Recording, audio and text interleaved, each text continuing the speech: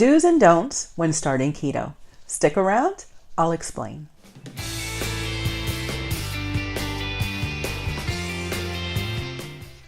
All right, so when you start keto, it can be really confusing with so much information out there from all different people. If you go to 3 different sites, you'll get 3 different sets of information. And that's because whoever's doing it and whoever's following keto and sharing their journey is sharing their journey. Keto is as individual as you are. So there are certain basics to keto that as long as you understand those basics, you can then adjust for what you need keto to do for you.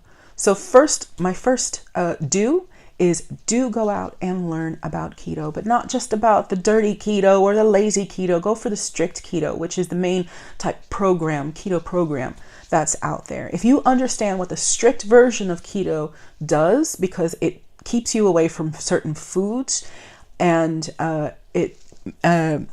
it asks that you eat less than 20 net carbs per day. If you understand how it works and why it works, then you are going to have the tools and you're going to be able to make better informed decisions. The more informed you are, the more confident you are about the foods you're eating. The more confident you are about the foods you're eating, the easier it is to stick to keto. And I know that for myself because it was so confusing. It took me a few tries to start keto because I was so confused and panicking over the fact that I was going to have to now eat fat.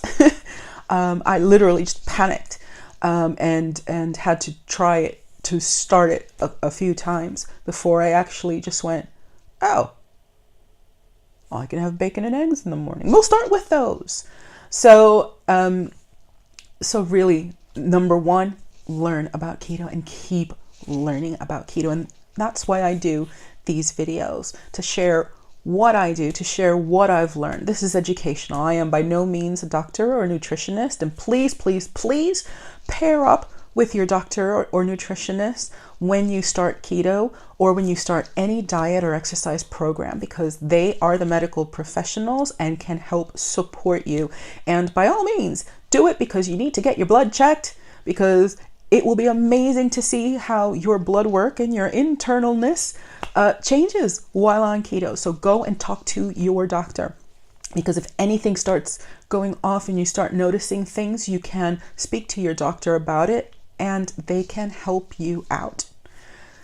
Again, this is all based on my own personal research and things that I've researched and read, and my own personal anecdotes and my husband's and friends who have shared things with me. Now, the second do is also go out there and get yourself a tracker. Now, if you're on my challenge, I provide trackers that you can write down on a piece of paper, but there are lots of online trackers for you to track your food and even track your water and track your exercise. So make sure that you find one, and I'll link to a few down below that I've used, that I enjoyed, or that my husband has used and enjoyed. And it will make it easier for you to stick to, and a lot of them come on a mobile app, so it makes it easier for you to take them with you.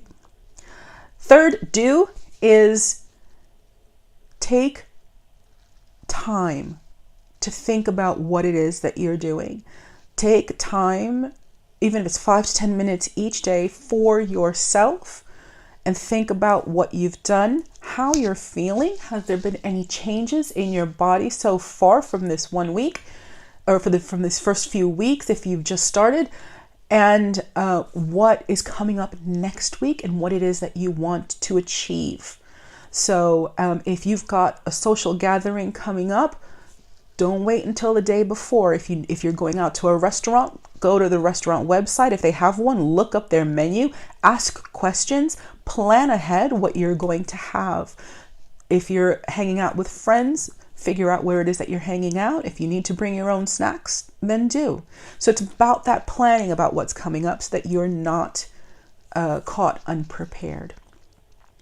The fourth do is keep up with your water and your electrolytes.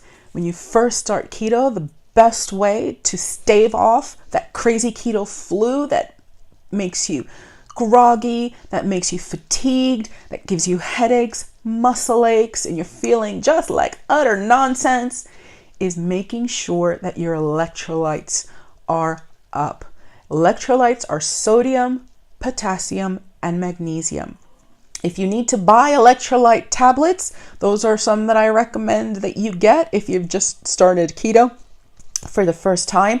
Or you can make sure that you get enough sodium by getting more salt in your body, more potassium by eating things like spinach, and more magnesium also by eating things like spinach and kale and avocados and lots of good food base. Even dark chocolate gives you some of those yummy electrolytes. So you can either choose to supplement with food and ensure that the food is giving you the potassium and the magnesium you need.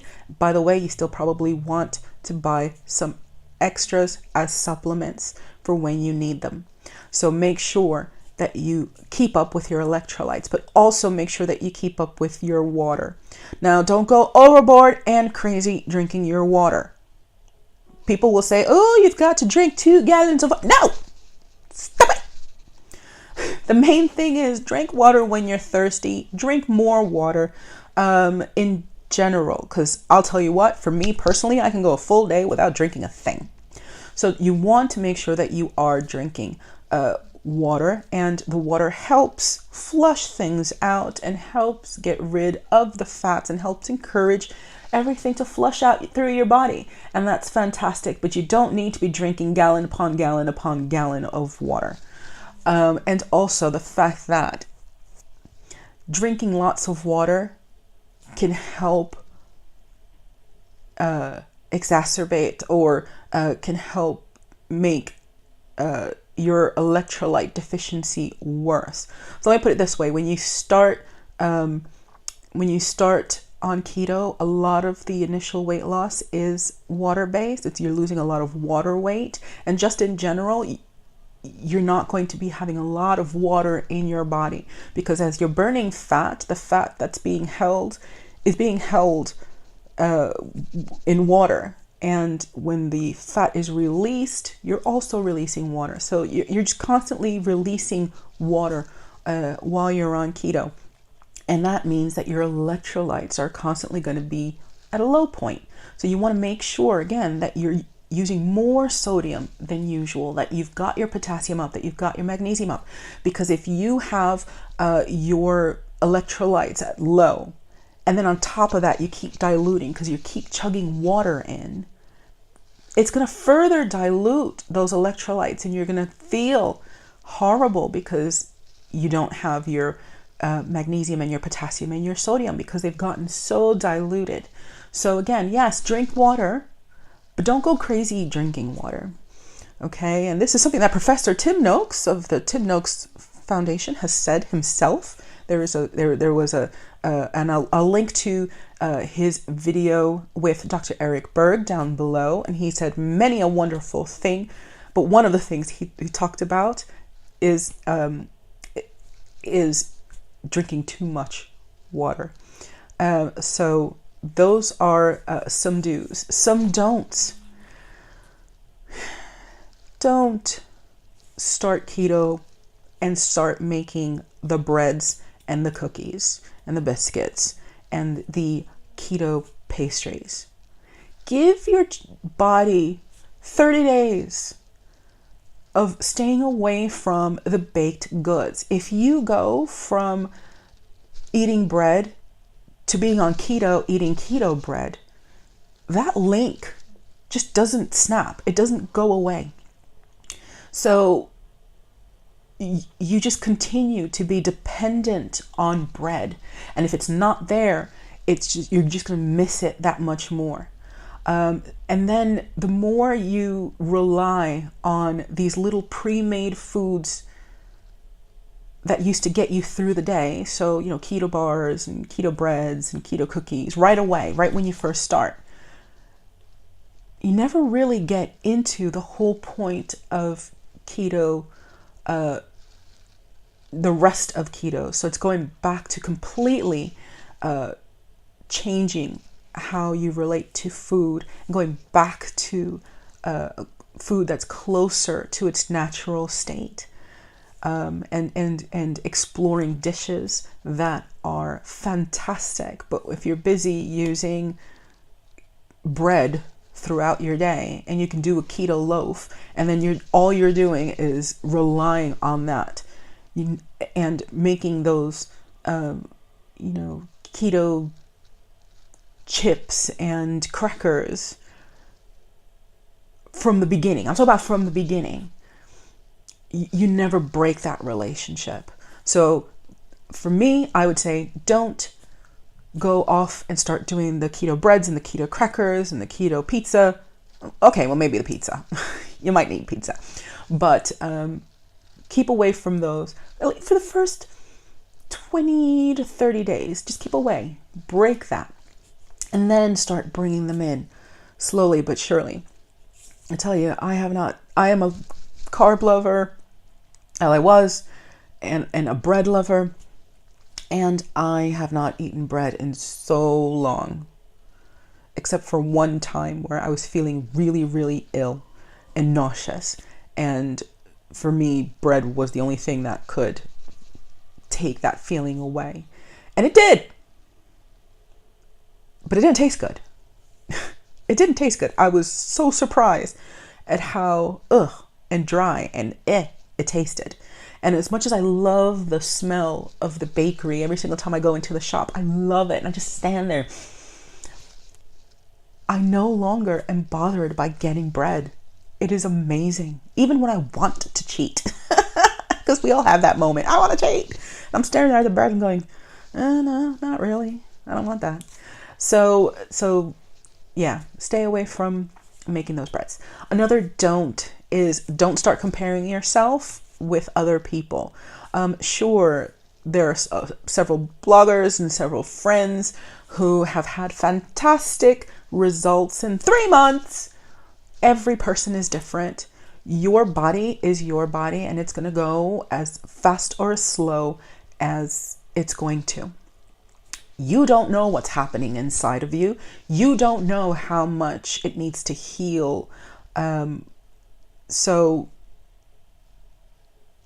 be patient. Be patient with yourself. Be kind to yourself. Your journey is your journey. You're not going to lose 50 pounds in 3 months. Or you might. Figure it out. Your body will. Your body will figure it out on its own. Just keep an eye and observe things and make adjustments where necessary. And that leads me to my last don't. Don't make adjustments by eating less. And what I mean by that is don't make adjustments by going, I'm just going to eat less, and start bringing foods down to where you're under 1,200 calories for prolonged periods of time. Even when you're doing something like an egg fast, which is another video, or some form of a fast, that's not strict, that's not just not eating. It's recommended that you stay around 1,200 calories. The reason for this is if you're constantly staying under that, let's say you're just suddenly doing 800 calories, all of a sudden you think, oh, I can lose more by eating less. Then you start underfeeding yourself and your metabolism shuts down because it's got to preserve you. Okay? And if your metabolism shuts down for long enough, it's just going to stay there. So you don't want your metabolism to go from, your standard amount, called BMR, basal metabolic rate, right? So if my BMR is 15, I burn 1,500 calories in a day just by existing. I don't want to shut that down by starving myself and bringing it down to 1,200 or 1,000. Because the minute I start eating, even if it's on keto, it's still going to be above and I'm still going to gain. So you don't want to get to the point where you're starving yourself. on a consistent basis, because you're just going to shut your body down, and your body's not going to be able to handle even something that's a little bit higher, like if you go back on a regular keto plan. So don't starve yourself. Don't do it. Okay? Don't think that you're going to lose more by eating less. It is not actually true. You still need a certain amount every day to just exist. Okay? So don't deny your body of that. So those are my do's and don'ts for the first part of your keto life. And join me next time. I will be coming back to you in about 4 weeks with the next set of keto do's and don'ts. But until next time, I say to you, have a fantastic journey and foodie bye. If you like this video, please click the like button. If you like what I do, please click the subscribe button and the bell so that you'll be notified when I upload a new video. And if you love what I do, consider becoming a patron and enabling more content like this one. Thanks for watching.